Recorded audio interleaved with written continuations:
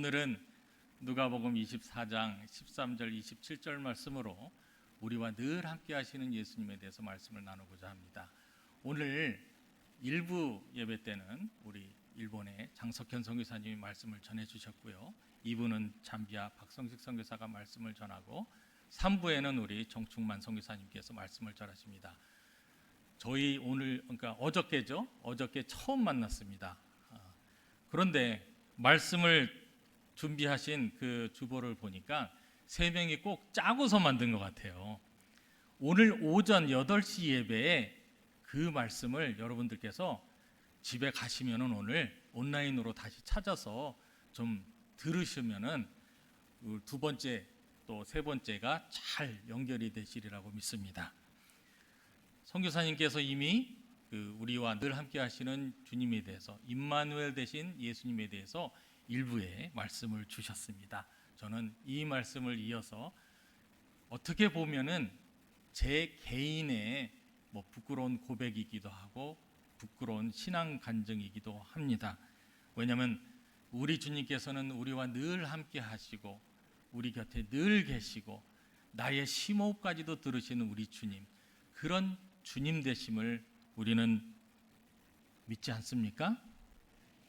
그런데도 가끔씩 나는 우리 주님께서 내 옆에 안 계시는 것 같고 내 목소리를 우리 주님께서 듣지 않으시는 것 같고 그러다 보니까 계속 실망하고 한탄하고 항상 삶이 즐겁고 좋지는 않지 않습니까? 그런데도 그러한 시시각각 내가 미처 생각하지도 못하는 그 시간 안에 늘 우리와 함께 하시는 우리 예수님이라는 사실을 우리는 잊을 때가 너무 많았고, 저는 이제 28년 사역지에서 있으면서 부끄럽지만 고백을 할 수밖에 없습니다. 주님을 원망하고 탓하고 그런 날들이 더 많았던 것 같아요. 우리 주님께서 늘 함께 하시고, 저는 지난번에 3년 전에 우리 광주교회에서 제가 한번 잠깐 간증을 한 적이 있죠. 저는 선교사가 되라고 사명을 받았다고 느낀 적이 한 번도 없었습니다.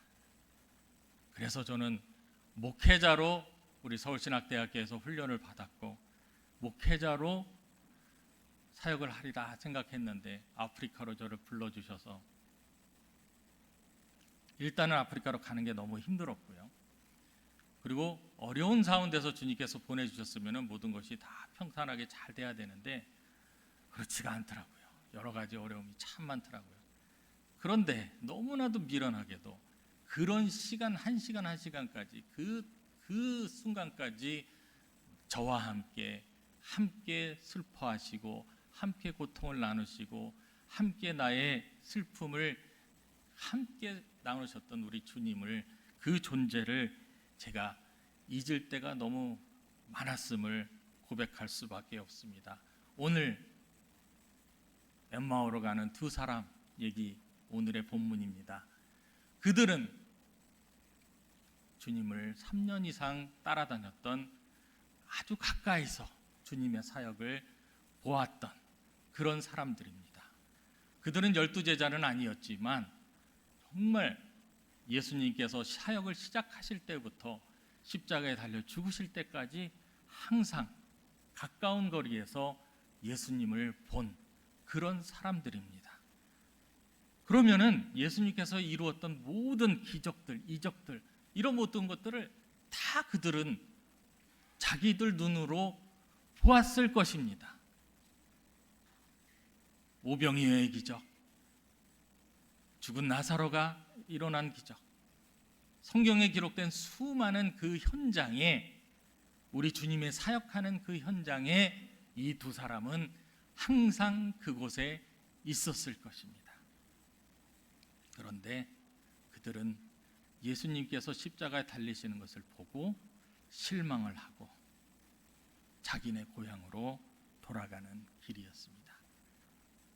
그런데 놀라운 것은 주님을 따르고 주님을 메시아라고 믿고 열광하면서 따랐던 그 사람들이 예수님이 십자가에 무능하게 달리셔서 죽으시는 것을 보고 실망해서 떠나는 그 실망감을 가지고 자기 고향으로 터벅터벅 돌아가는 그들에게 우리 예수님께서는 그들에게도 찾아가셔서 그들과 함께 걸으시면서 그들의 얘기를 들으시고 그들에게 너희들이 왜 이렇게 당신들이 왜 그렇게 실망을 하십니까?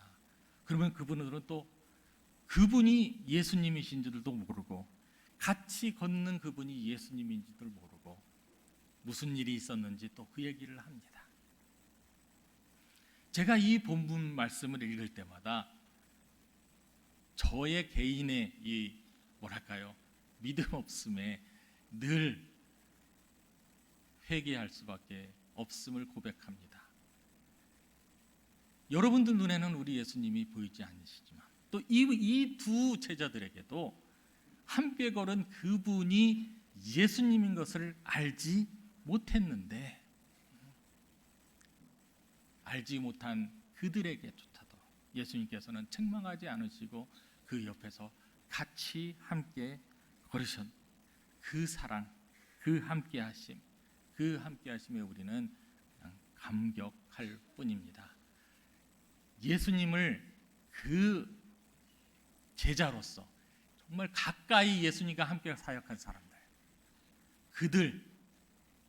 그들조차도 예수님께서 십자가에 달리셨을 때 하나도 남김없이 모두가 다 뿔뿔이 흩어졌습니다. 그런데도 우리 주님께서는 부활하신 이후에 그들에게 나타나셔서 평화를 빌고 그들에게 내가 너에게 보여줄 것이 있도다 하고 계속 말씀을 하셨습니다. 사도 바울은 예수님이 사역을 마치실 때까지 한 번도 예수님을 만난 적이 없습니다. 그런데 사도 바울은 다메섹 성상으로 예수님을 따르는 그리스도인들을 탄압하러 가는 길에 그 길에서 예수님께서 사도 바울에게 나타나셨고 바울에게 복음을 전하는 사명을 주셨습니다. 사도 바울은 직접 예수님의 사역을 보지 못한 사람입니다. 그러나 예수님께서 직접 사도 바울에게 나타나셔서 내가 너에게 이방인을 향한 사명을 주겠노라 하고 부르셨을 때 사도 바울은 죽을 때까지 그의 생이 다할 때까지 주님을 위해서 사역을 한 훌륭한 주님의 사역자입니다.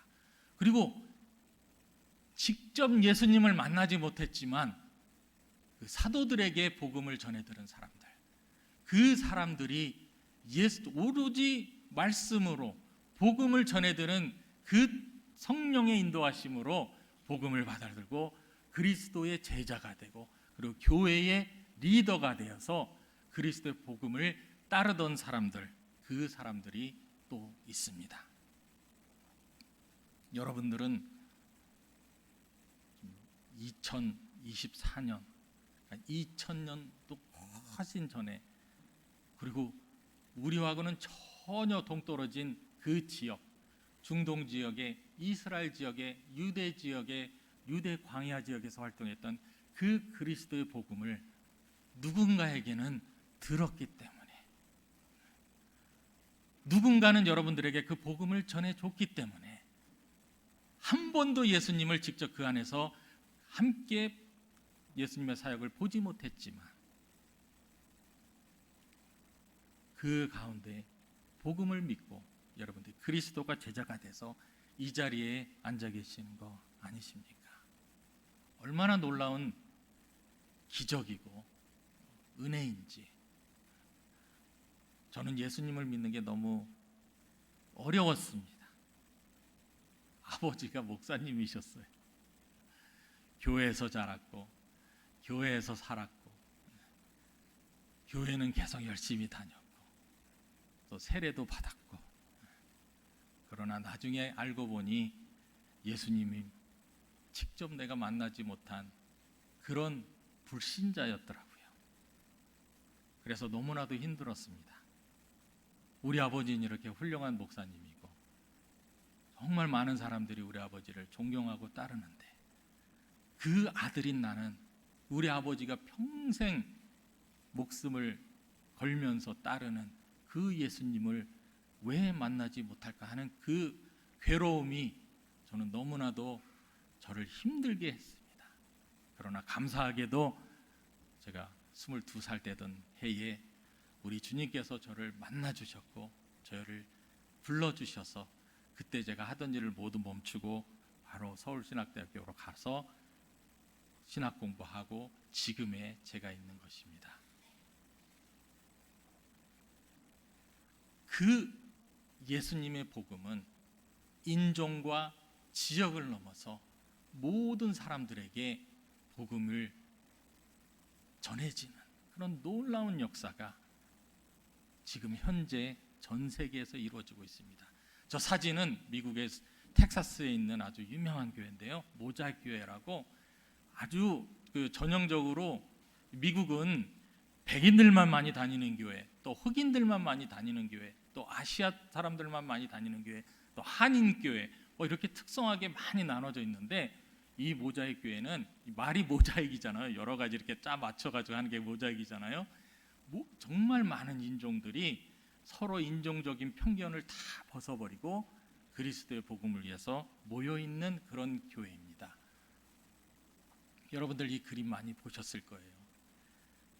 피부 색깔이 좀 밝은 사람, 피부 색깔이 약간 어중간한 사람, 그리고 피부 색깔이 좀 짙은 사람, 그 모두가 오로지 한 가지 우리 그리스도의 복음 때문에, 그리스도의 복음으로 인해서 하나가 되고 한 하나님, 그리고 우리를 살리신 우리 주 예수 그리스도를 우리 주인으로 섬기는 그런 아름다운 역사가 지금 이 세상에 일어나고 있습니다. 우리 광주교회 성도 여러분들께서 이 아름다운 색깔들, 다양한 이 아름다운 이 연합을 위해서 오늘 새 가정을 파송하시는 거 아니시겠습니까? 사도행전 1장 8절에 이런 말씀이 나옵니다. 오직 성령이 너희에게 임하시면 너희가 권능을 받고 예루살렘과 온 유대와 사마리아와 땅끝까지 이르러 내 증인이 되리라 하시니라. 그런 말씀이 있죠. 여기서 말씀하시는 그 권능은 어떤 권능이냐 하면은, 내가 그리스도를 믿지만 이 그리스도의 복음을 전하지 못하는 용기가 없는 사람들에게, 내가 이렇게 아름답고 이렇게 은혜롭고 이렇게 좋은 그리스도의 사랑을 전하고 싶은데 나에게 그 복음을 전할 수 있는 그런 능력이 없는 사람들에게 성령이 임하셨을 때 나에게 용기가 생기고, 나는 부끄럽지만, 나는 아무것도 할 수 없는 사람이지만 성령이 내 안에서 나에게 힘을 주시기 때문에 그 권능으로, 그 능력으로 1장 8절에 나오죠. 주님께서 말씀하신 내 증인이 되리라. 어디까지? 예루살렘과 온 유대와 사마리아와 땅끝까지. 성령의 능력은 다른 것이 아닙니다.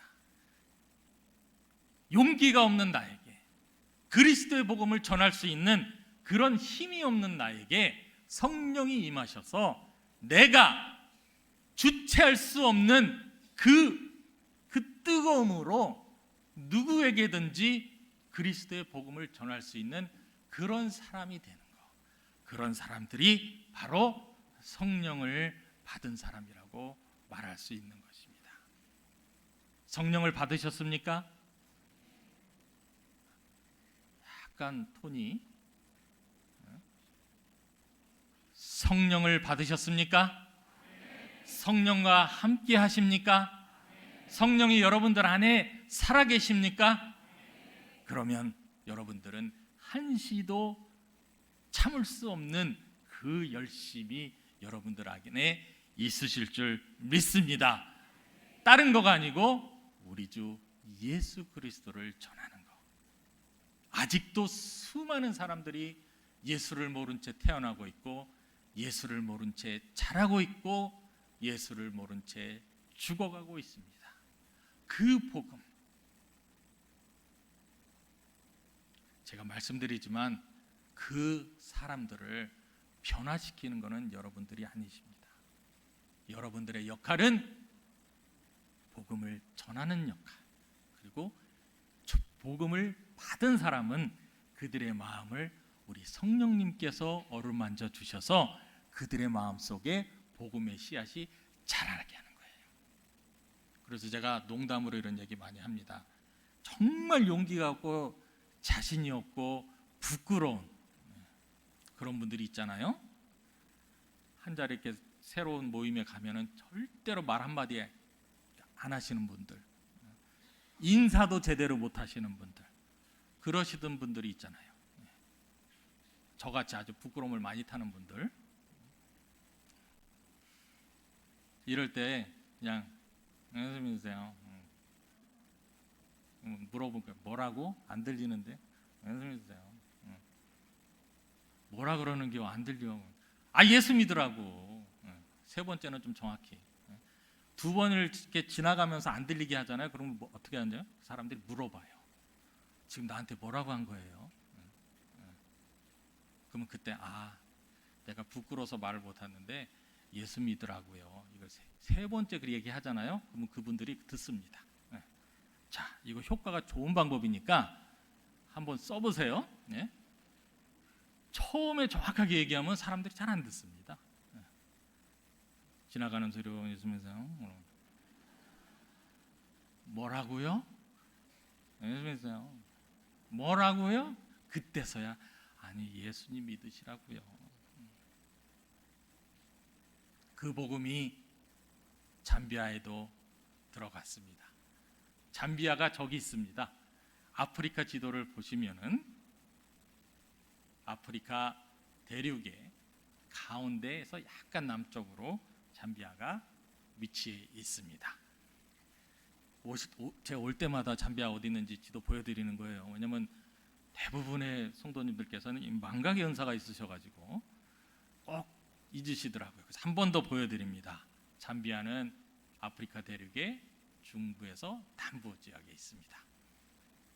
세 교회를 저희는 같이 협력하고 있습니다. 무알르벤바 교회, 그다음에 칭클리 교회, 그리고 총교 교회, 세 교회를 저희 협력하고 있는데 처음에 저렇게 뼈대만 있는 교회였습니다. 그런데 옆에다가 이제 비닐을 갖고 이제 막 붙여가지고 저렇게 됐는데 최근에 이 교회에서 이제 기초 공사를 시작을 했습니다. 그리고 총교교회, 여기는 짓다 마른 집을 빌려서 예배드리던 교회였는데 옆에 사진 보이시죠?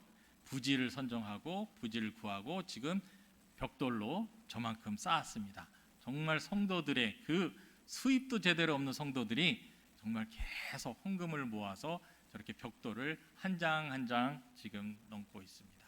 그리고 칭클리 교회, 이 교회는 그래도 건물이 있는 교회입니다. 그러나 어린이들이 모일 수 있는 데가 없어서 아직도 어린이들은 저렇게 밖에서 모이고 있는데 이 교회도 어린이 교육관을 위해서 지금 기도하고 있고 지금 헌금을 지금 모으고 있습니다. 그리고 결국에는 말씀입니다. 오늘 누가복음 24장 32절에 그들이 말씀을 듣고 나니 내가 뜨거워지지 않았느냐 그런 고백을 하는 것처럼 항상 주님의 말씀으로 뜨거워지는 우리 잠비아 성도들이 될 수 있도록 기도 많이 부탁드립니다. 그리고 가장 중요한 다음 세대를 위한 복음, 어린이들은 예배 시간에 밖에 나가서 그냥 놀기만 하는 거예요. 그래서 우리가 이 어린이들을 위해서 뭔가 해야 되겠다 해서 우리 한신의 선교사님이 교사들을 먼저 교육을 시키고 훈련을 하여서 주일마다 어린이들이 따로 성경 공부를 할 수 있는 그런 시스템이 정착이 됐습니다. 그래서 예배 마친 다음에 저렇게 막 재밌는 그 활동들을 하고 저 종이들을 들고 집에를 가는 거예요. 그러면 가는 길에 동네에 있는 아이들이 이거 뭐냐고 보여달라 그러고 그러면 우리 교회 갔는데 이런 거 했다. 그리고 집에 저 종이들을 들고 집에 가면은 부모들이 저걸 보고 이게 뭐야 그러면 아이들이 부모들에게 우리 교회에서 오늘 어떤 말씀으로 이 활동을 했습니다 이렇게 얘기를 하면은 그 부모들이 또 그 교회 궁금하다 나도 가보고 싶다 해가지고 지금 어린이들만 많이 부흥한 것이 아니고 우리 성도들도 새로운 성도들도 많이 생겼습니다. 잠비아에서 저하고 같이 우리하고 같이 함께 동역하는 우리 동역자들입니다. 잠비아에서는 국제선교단체 SIM이라는 단체하고 함께 협력하고 있는데요. 세계 12개 이상 나라에서 온 우리 선교사들이 함께 모여서 같이 사역을 하고 있습니다. 복음은 함께 전하는 겁니다. 오늘 광주선교교회에서 우리 선교사들을 파송하시는 것도 같은 사역을, 복음을 위해서 함께 동역하는 동역자 되기 위해서 파송하시는 것이라고 저는 믿습니다. 우리는 보낼 테니까 선교사님들이 알아서 하셔, 그거는 아닌 겁니다. 이제는 여러분들 마음속에 선교지를 향한 그 마음이 자리 잡으셔야 돼요. 왜냐하면 복음은 함께 전하는 것이기 때문이죠. 주님은 우리와 어떤 상황에 처해 있든지 우리와 늘 함께 하십니다. 제가 부끄럽게 오늘 고백했습니다. 그러나 때로는 힘든 일이 있고 어려운 일이 있을 때는 주님이 잠깐 어디 가셨나, 출장 가셨나, 지금 쉬시고 계시나, 그런 의심이 들기도 하고 그런 좀 부족한 생각이 많이 드는데, 결국에는 우리 주님께서는 우리 곁에 한 번도 떠나신 적이 없으시고 한 번도 우리를 실망시키지 않으셨고 한 번도 우리에게 부족하지 않은 것으로 채워주신 적이 없다는 사실, 그 사실을 저도 다시 고백하게 되고 우리 사랑하는 성도님들도 함께 하셨으면 좋겠습니다. 하나님, 한 번도 나를 실망시키신 적 없으시고 언제나 공평과 은혜로 나를 지켜주신 그런 하나님, 그런 하나님을 우리는 고백하고 그런 주님과 함께 늘 함께하는 우리가 되기를 원합니다.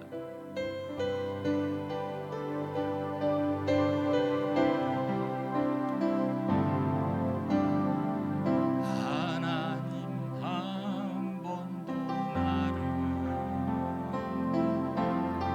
실망시킨 적 없으시고 언제나 공평한 은혜로 나를 지키시고 지나온 온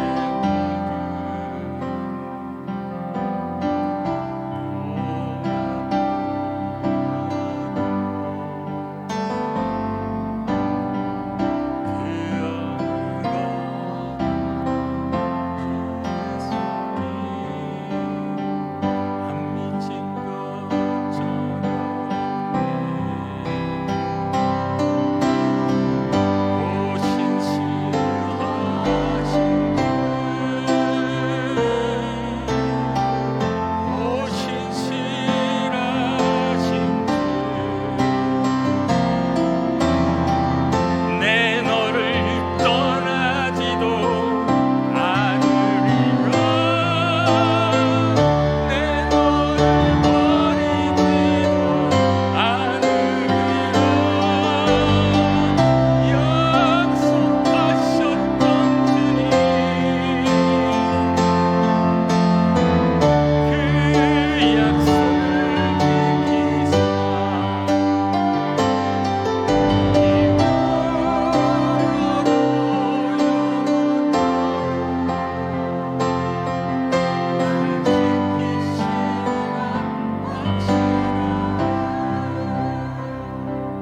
항상 우리와 함께 하시고 우리 옆에서 괴로우나 슬프나 나의 주님이 되시는 우리 주님을 신뢰하고 우리 주님과 함께하는 그런 사랑의 공동체가 되시기를 우리 주님의 이름으로 축원합니다.